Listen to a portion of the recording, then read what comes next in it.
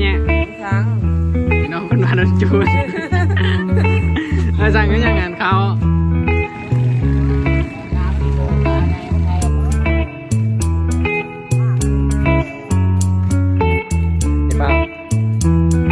สบายดีพ่อแม่พี่น้องเนี่ย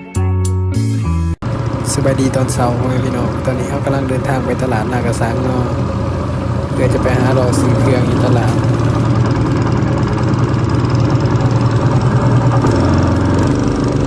ตอนนี้มาหอดหาเครื่องนากระสังเนาะบรรยากาศแล้วไปเบิ่งปลาที่เขาเอามาขายเนาะโอ้ปลาลายไปประจาดเนาะลายเต็มทุกปลาเนาะเต็มทุกอย่างเลยเนาะแล้วเบิ้งยีโซดเนี่ยเขาจะได้ลายป่ะลายโอ้ยิมสกอร์ที่เสียนุกลายเราเหมือนมันปกติลาย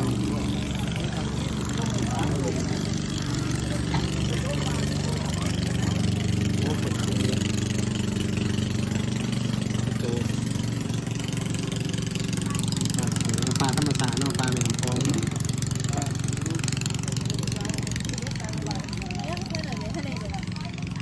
ได้ส่วนนั้นส่วนเลยมันจะปลาไปเลย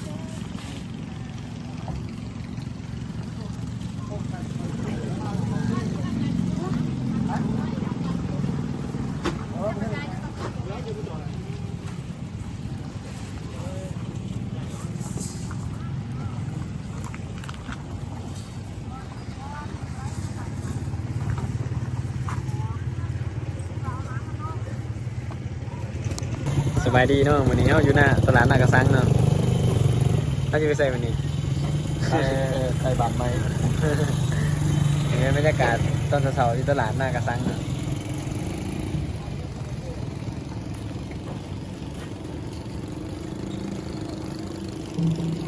กำลังกาเกียบเดินทางไปบ้านไม้ศิวิไล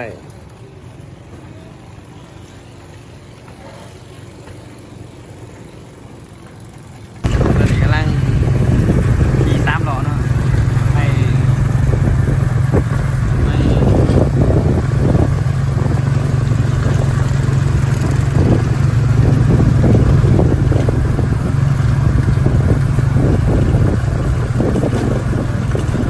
ไปที่แม่ตลาด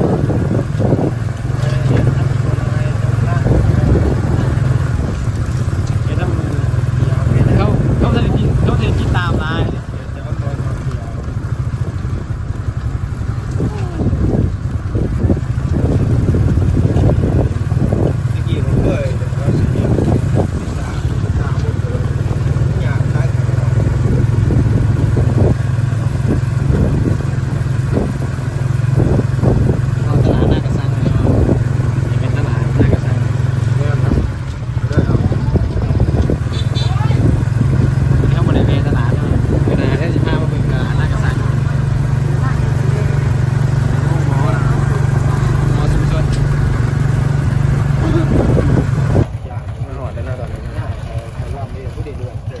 เข้ารถใหญ่สิเด้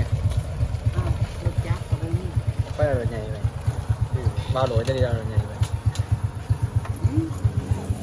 ก็ได้ครับคนละชิ้นแหละจะมาแล้วนะวันนี้นะเอาปลาขอบใจนะเอาปั้นให้ก็จะตัวมีถูกมีน้ำหอมสิไปหาโคเดียงมาท่านกินน้ำเนาะโคเดียงของคนสาโอ้ดีใจคนเดียวนี่ครับยูคิดได้ขอบใจด้วยไอซิวเลยเขาก็บายผมเลยใส่บริการใดเด้อพายุนากระสัง3 ล้อสิเสียซิวเฮา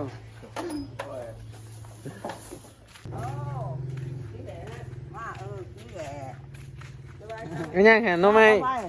โอ้มีหน่อไม้อีกแปลว่าไม่ใช่นี่หน่อไม้นี่โอ้ยไม่ให้ไปห้องหมอสบายโอ้ไปพวกสิไปจะชีวิตทายไอ้ชา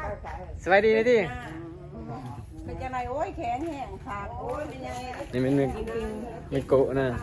เราไปเก็บหน่อไม้ไม่ใช่เด้อเอาไปซอยเขามา2 ถุงฮะเอามาให้เรานี่คือว่าเอาวออยู่อันนี้ของกินหนักเดี๋ยวเขามา2 ถุงนี่ถุงเล่ป่าเพลิน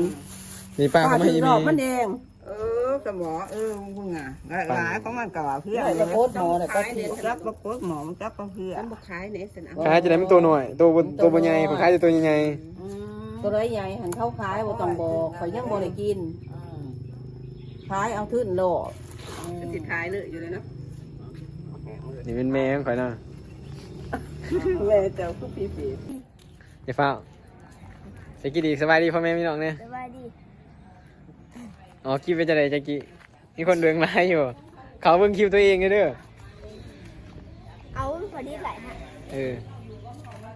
มือหนาจะไปบนข้อดีกว่าจะพาไปติ๊กเวท หนูจะให้ไปเจ๊เบิ้ลเหนือว่าตอนนี้ กันขึ้นมาหกแต่คือบุพากันปัดนะสาวเนี่ย ไม่ทั้ง พี่น้องคนมาโดนจูนสั่งกันยังงานเขาอะไรยังไงวะโดนคนหวานโดนเปื่อยตอนนั้นเนาะ บ้านนั้นเปื่อยที่ สบายดีพ่อแม่พี่น้องให้ที่นี่ เปื่อนนก ลง YouTube ได้นี่นะ สาดลงเลยช่าง เอ้าลงสื่อนี่คนหวานโดนจูนเนาะนี่นักเรียนหวานโดนจูนเนาะ